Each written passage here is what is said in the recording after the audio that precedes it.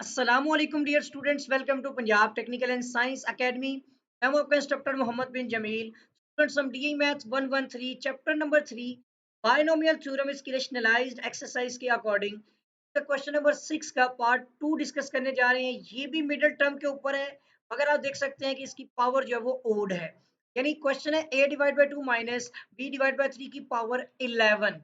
अब जो 11 होता है ना, ये आपका 11 जो है वो ओड नंबर्स में आता है।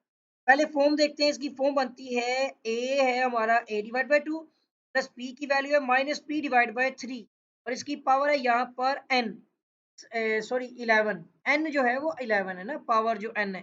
तो अब आपके पास जो है a इज इक्वल टू हो गया, हमने लिखा a डिवाइड बाई 2, b हमारे पास है minus b divide by 3, n हमारे पास जो है वो 11 है। और मिडिल टर्म के अकॉर्डिंग थोड़ा सा कॉन्सेप्ट समझिएगा। मिडिल टर्म के अंदर ये हमारी जो n इज इक्वल टू 11 है ना, ये ओड नंबर है। और ओड नंबर के लिए टर्म्स जो होती है ना, टर्म्स के दो फॉर्मूलाज बनते हैं।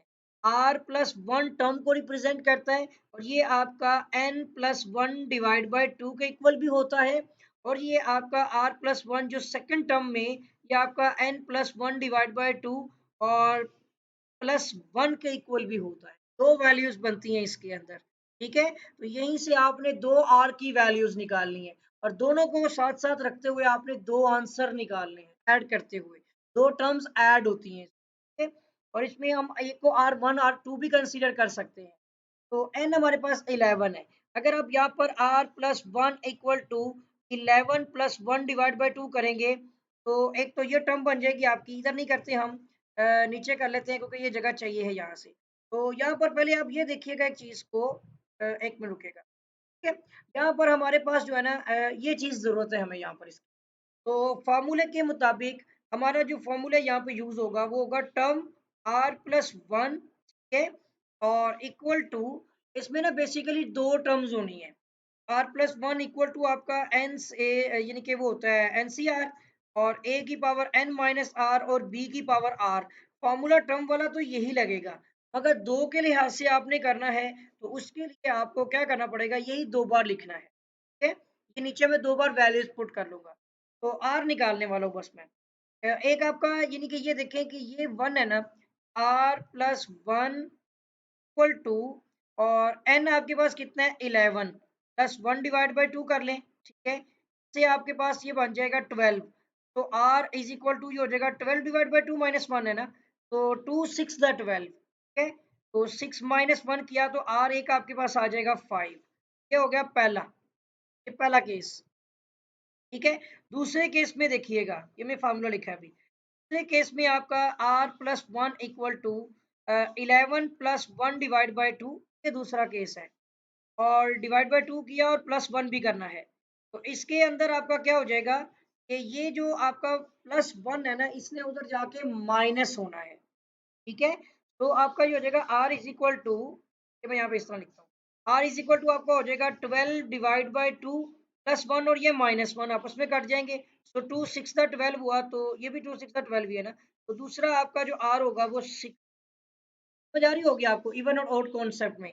एक आपका r जो होगा वो 5 बनेगा और एक आपका r होगा 6।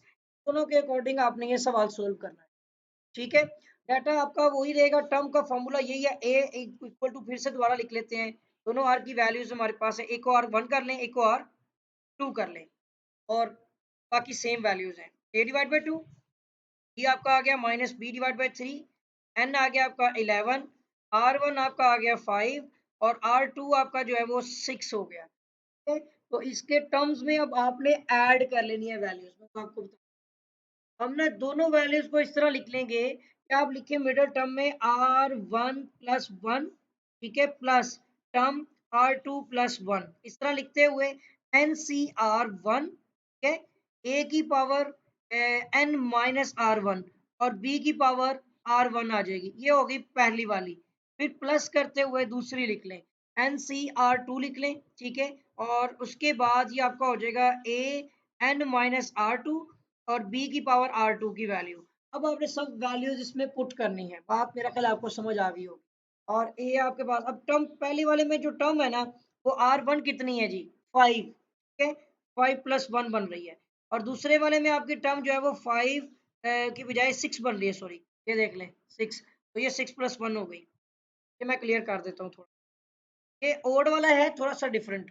और उसके बाद ये आपका हो जाएगा यहाँ पर n कितना है 11, 11c पहले वाले का 5 है r, और a की वैल्यू कितनी है a डिवाइड बाई 2, इसकी पावर हो गई 11 माइनस 5, और b कितना है जी माइनस b डिवाइड बाई 3, इसकी पावर हो गई 5। ये पहला सोल्व हो गया।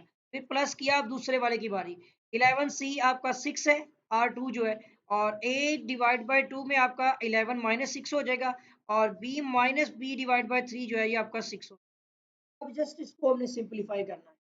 तो पहला जो हो गया टर्म 6, और दूसरा आप क्या हो गया टर्म 7 पे 11c 5 चाहिए हमें, 11 शिफ्ट ई 5, ये आ गया 460, ठीक है जी 462, और a डिवाइड बाय 2 की पावर कितनी हो गई 6, ठीक है, और b वाला माइनस में ही रहेगा, ये b की 5 हो जाएगा, और नीचे 3 की पावर 5 कितनी होती है ये चेक कर लेते हैं, 3 की पावर 5 43, ठीक है जी, सही हो गया।